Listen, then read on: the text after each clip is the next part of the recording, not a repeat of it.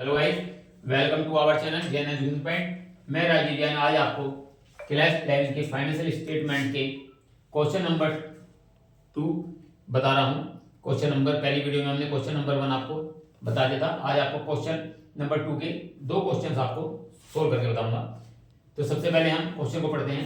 हमारा इसमें के अंदर है प्रीपेड ट्रेडिंग अकाउंट। इसके अंदर हमें ट्रेडिंग अकाउंट बनाना है जिसमें हमें एडजस्टेड परचेज दी हुई है, सेल्स दी हुई है, returns inward, packing and freight and packing expenses, packing expenses on sales, depreciation, factory expenses और क्लोजिंग स्टॉक हमें गिवन है यहाँ पर। तो अब हमें सबसे पहले समझना है कि एडजस्टेड परचेज क्या चीज होती है। एडजस्टेड परचेज के अंतर्गत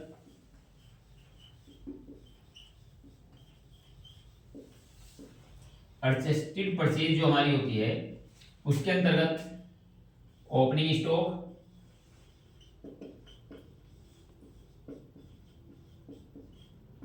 प्लस नेट परचेज,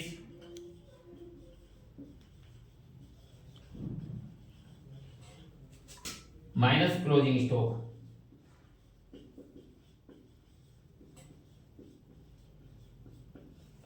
यानी नेट एडजस्टेड परचेज के अंदर हमारा ओपनिंग स्टॉक भी इंक्लूड होता है और जो हमने परचेज की वो भी इंक्लूड होता है और उसमें से हम क्लोजिंग स्टॉक को माइनस किया हुआ होता है इसमें। तो वो हमारी एडजस्टेड परचेज होती है। इसके अंदर हमारा ऑलरेडी ओपनिंग स्टॉक इंक्लूड है और उसमें हमें क्लोजिंग स्टॉक भी इसमें हमारा इसके अंदर लेस हुआ है, यानी हमें क्लोजिंग स्टॉक शो करने की जरूरत है। अब हम इसके अंदर आपको ट्रेडिंग अकाउंट बनाकर दिखाएंगे।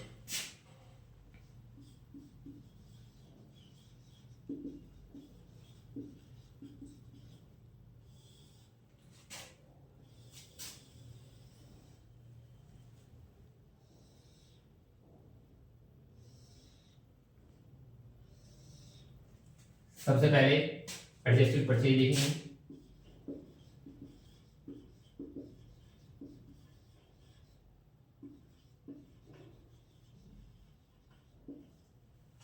हमारी एडजस्टेड परचेज 15 लाख,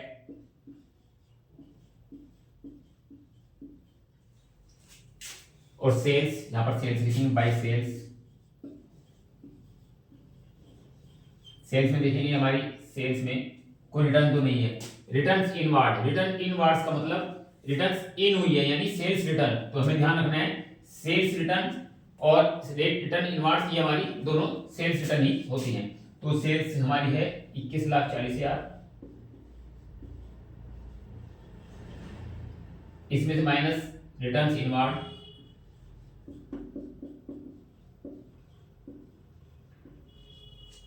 ये हमारी 40,000, ये हमारी आ गई सेल्स। नेट सेल 21 लाख हमारी नेट सेल निकल गई। उसके बाद हमारा फ्रेट एंड पैकिंग। मैंने आपको बताया था फ्रेट जो भी हम फ्रेट्स देते हैं वो हमारा डायरेक्ट एक्सपेंसेस होता है, तो फ्रेट भी हमारा ट्रेडिंग अकाउंट के अंतर्गत आता है। टू फ्रेट ये हमारा है 15,000। उसके बाद पैकिंग एक्सपेंसिव ऑन सेल। अब इसमें आपने देखा कि पैकिंग एक्सपेंसिव ऑन सेल्स जो भी सेल्स पर एक्सपेंसेस होते हैं, हमने आपको बताया कि परचेज पर जो एक्सपेंसेस होते हैं वो सब हमारे ट्रेडिंग अकाउंट के अंदर आते हैं क्योंकि वो डायरेक्ट एक्सपेंसेस होते हैं। और जितने भी एक्सपेंसेस हम सेल्स पर करते हैं वो हमारे इनडायरेक्ट एक्सपेंसेस होते हैं और इनडायरेक्ट एक्सपेंसेस हमेशा प्रॉफिट एंड लॉस के अंदर आते हैं। तो ये हमें बच्चों ध्यान रखना है कि जितने भी एक्सपेंसेस ऑन सेल आएंगे इनडायरेक्ट एक्सपेंसेस होंगे वो हमारे प्रॉफिट एंड लॉस में जाएंगे ट्रेडिंग अकाउंट के अंदर, उनको हमें मेंशन नहीं करना है। तो अब हम इसको नहीं लिखेंगे। इसी प्रकार से डेप्रिसिएशन है। डेप्रिसिएशन हमारा ये कैश एक्सपेंसिव नहीं है, ये भी हमारा ना ट्रेडिंग, ये ट्रेडिंग अकाउंट के अंदर इसको भी हमें मेंशन नहीं करना है। ये भी सेल के, ये भी हमारा सेल से रिलेटेड होता है। इसी प्रकार से फैक्ट्री एक्सपेंसेस है। फैक्ट्री एक्सपेंसेस में फैक्ट्री रेंट, फैक्ट्री एक्सपेंसेस में जो भी हमारा फैक्ट्री रेंट हो गया, फैक्ट्री सैलरी, फैक्ट्री लाइटिंग, ये सब हमने पिछले क्वेश्चन में भी किया, ये हमारे इसी के अंदर आएंगे। टू फैक्ट्री एक्सपेंसेस ये हमारे ट्रेडिंग अकाउंट के अंदर जाते हैं। 60,000। उसी प्रकार से नेक्स्ट है हमारा क्लोजिंग स्टॉक। अभी हमने आपको बताया कि क्लोजिंग स्टॉक हमारा इधर क्रेडिट साइड में आता है, बट हमको इसमें इंक्लूड नहीं करना है। इस क्यों नहीं करना है? क्योंकि हमने ये हमारी परचेज जो है नेट परचेज ना होकर एडजस्टेड परचेज है। एडजस्टेड परचेज में हमारा क्लोजिंग स्टॉक पहले ही माइनस के अंतर्गत से हो चुका है। अब हमें इसको दोबारा मेंशन नहीं करना है। तो आपको समझ आएगा। यहाँ पर सबसे पहले हमें एडजस्टेड परचेज लिखना है। जिस भी एडजस्टेड परचेज आएगा उसमें क्लोजिंग स्टॉक हो अगर गिवन हो और ओपनिंग स्टॉक गिवन हो तो ना तो उसको यहाँ पर लिखना है ओपनिंग स्टॉक को और यहाँ पर क्लोजिंग स्टॉक को यहाँ पर क्रेडिट साइड में मेंशन करना है। अब हमारा क्वेश्चन कंप्लीट हो गया है। अब हम इसका प्रॉफिट या लॉस जो भी आएगा वो हम अभी आपको करके दिखाएंगे। अब हमें देखना है दोनों में किस साइड का हमारा टोटल ज्यादा आ रहा है। इधर का टोटल ज्यादा है तो यहाँ इधर का टोटल मेंशन कर लेंगे 21 लाख।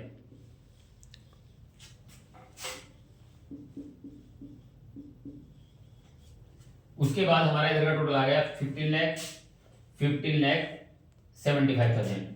तो यहाँ पर माइनस कर देंगे 21 लाख में से 15,75,000 0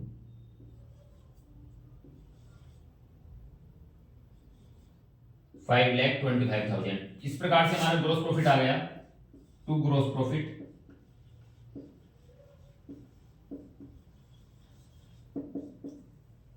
5,25,000। ये हमारा ग्रोस प्रॉफिट आ गया है पहले क्वेश्चन का। ये हमारा 2A का क्वेश्चन का आंसर आ गया है। बच्चों आपको समझ आ गया होगा कि हमें बस ये ध्यान रखना है कि जहां भी एडजस्टेड परचेज दी होगी वहां पर हमें ओपनिंग स्टॉक भी मेंशन नहीं करना है ट्रेडिंग अकाउंट के अंदर और क्लोजिंग स्टॉक को भी मेंशन नहीं करना है। अब नेक्स्ट क्वेश्चन में आपको 2B वाला करके दिखा रहा हूं। 2B इसके अंदर हमें ट्रेडिंग अकाउंट बनाना है।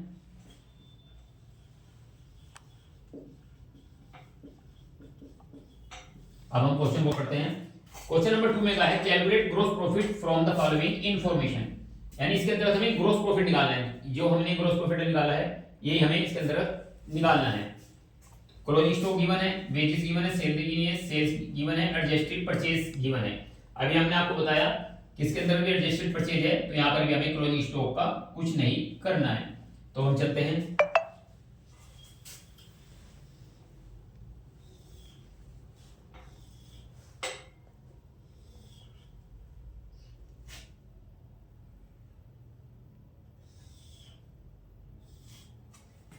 सबसे पहले एडजस्टेड परचेज लिखेंगे।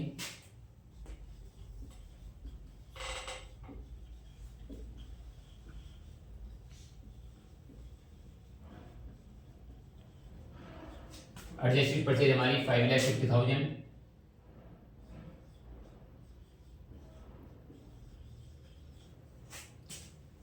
अब उसके बाद हम इसमें वेजेस दी है। ये भी वेजेस आपको पता है ट्रेडिंग अकाउंट के अंदर आती है। इसको भी इसमें मेंशन करेंगे। To wages 40,000। उसके बाद सैलरी।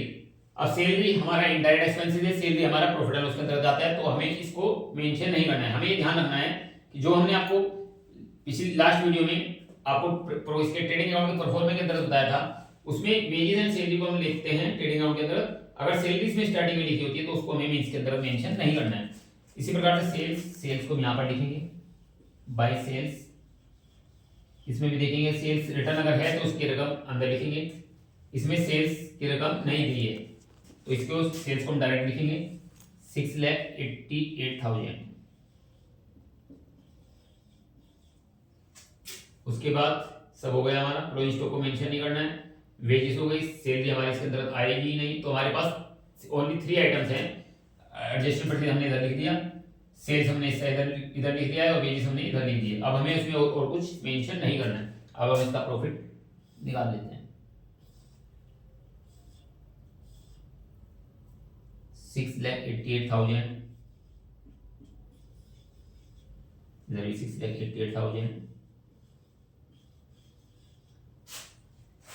और इधर का हमारा आ गया टोटल 5,90,000। इसमें 6,88,000 में से इसको माइनस कर देंगे 0,0,0,8,9,98,000। इस प्रकार से हमारा ग्रॉस प्रॉफिट। नेक्स्ट क्वेश्चन का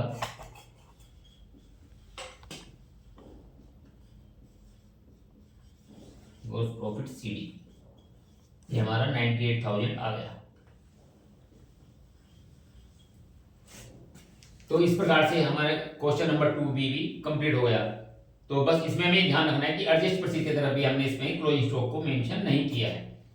तो आपके सामने 2 क्वेश्चन हो गए। नेक्स्ट वीडियो में हम आपके लिए और क्वेश्चन लेकर आएंगे। इसी प्रकार से आपकी प्रॉब्लम आप कंटिन्यू इनकी प्रैक्टिस करते रहें, और किसी प्रकार से आपको किसी प्रकार से कोई भी क्वेश्चंस में प्रॉब्लम हो, हमारा नंबर डिस्प्ले पर स्क्रीन पर डिस्प्ले होता रहता है, आप पूछ सकते हैं। नेक्स्ट वीडियो में हम आपके लिए और प्रॉब्लम्स लेकर आएंगे, उनको हम सोल्व करेंगे। आप कंटिन्यू इनको राइज करते रहें, इनको देखते रहें। आई होप कि आपको मेरी वीडियो पसंद आई होगी। हम आपके लिए नेक्स्ट वीडियो लाते रहेंगे जिससे आपके एग्जाम के लिए यह हेल्पफुल होंगी। थैंक्स।